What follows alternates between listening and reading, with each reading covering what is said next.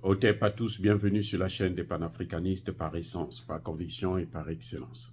Celle des citoyens kémites par nécessité et obligation de combat. Nous sommes une chaîne qui n'est guidée que par nos ancêtres et rien que par les ancêtres qui appartiennent à l'égrégore du monde noir. Par conséquent, nous ne croyons en aucun Dieu venu de l'étranger. Toutefois, cette vidéo n'est aucunement destinée à inciter à la haine ou à la violence, car nous menons un combat qui est d'abord et avant tout spirituel, intellectuel et démocratique. Ensuite, il est politique, géopolitique et géostratégique, contre l'impérialisme, le colonialisme, le néocolonialisme et l'endocolonat, qui sont tous qualifiés de crimes contre l'humanité. Nous menons ce combat sur la base du principe fondamental que nous avons hérité de nos ancêtres kémites, qui est celui de la Mahat, c'est-à-dire solidarité, vérité et justice. Vous êtes donc en droit de connaître la vérité et nous avons l'obligation de vous dire la vérité, rien que la vérité, afin que justice soit rendue au continent africain. Et ça, c'est notre modeste contribution dans cette noble lutte en faveur de la souveraineté, la dignité, la solidarité et l'unité africaine. C'est exactement ça que nous appelons le panafricanisme. Bien-aimés frères et sœurs, la France agit maintenant dans le silence, notamment au Bénin. Il y a déjà 2 bases militaires françaises au Bénin. Dans la ville de, comment on l'appelle là déjà, Tangueta et dans la ville de Tandji.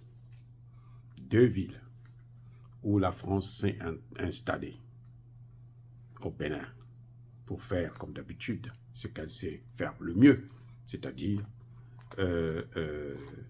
installer le terrorisme. Et puis se passer pour le sauveur du Bénin. C'est ça qu'elle va faire, il n'y a que ça. Et c'est sa spécialité. Vous avez vu comment elle a détruit le Mali? Quand la France est arrivée au Mali, avec l'opération Serval, les terroristes occupaient à peine 10% du territoire. 8 ans plus tard, les terroristes occupaient 80%. La France était là. Heureusement que le président Assimi Goïta a tout compris très vite. Il connaissait bien, et lui, c'est comment on les a stoppés pour rentrer dans Kidal.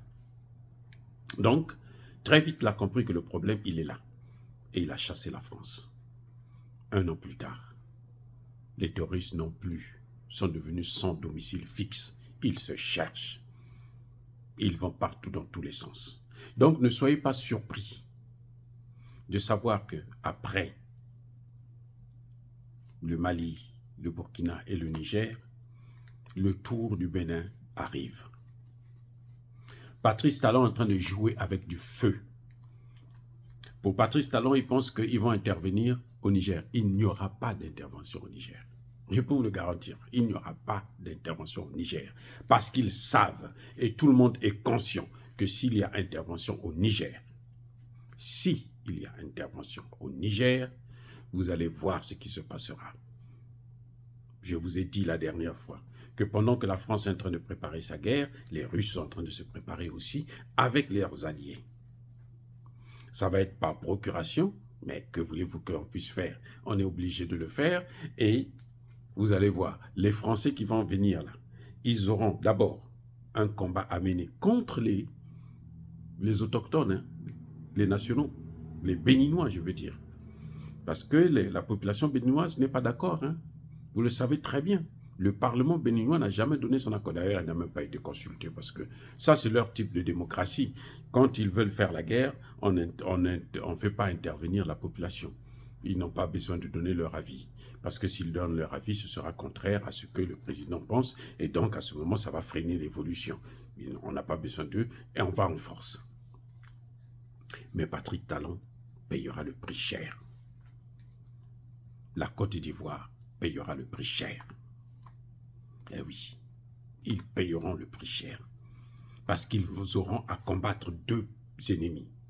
Ils auront une guerre en face et une guerre derrière. En face, ce sera le Niger et la coalition des États du Sahel. qui est soutenu par la Russie, maintenant aussi par la Chine et la Turquie. Et derrière, là, ils auront leur population qui leur mèneront la guerre jusqu'à les neutraliser. C'est aussi simple que ça. Donc, c'est pour ça que nous pensons qu'il n'y aura pas la guerre. Mais ils vont chercher à occuper donc le Bénin pour commencer à faire maintenant leur sale besogne depuis le Bénin pour chercher à nuire le Niger, chercher à nuire le Burkina Faso, chercher à nuire le Mali. C'est pour ça que moi, j'ai même l'impression que ceux qui venaient de Djibo, qui ne vous dit pas qu'ils venaient du Bénin, que c'est des gens qu'on avait recrutés au Bénin, qui étaient au Bénin.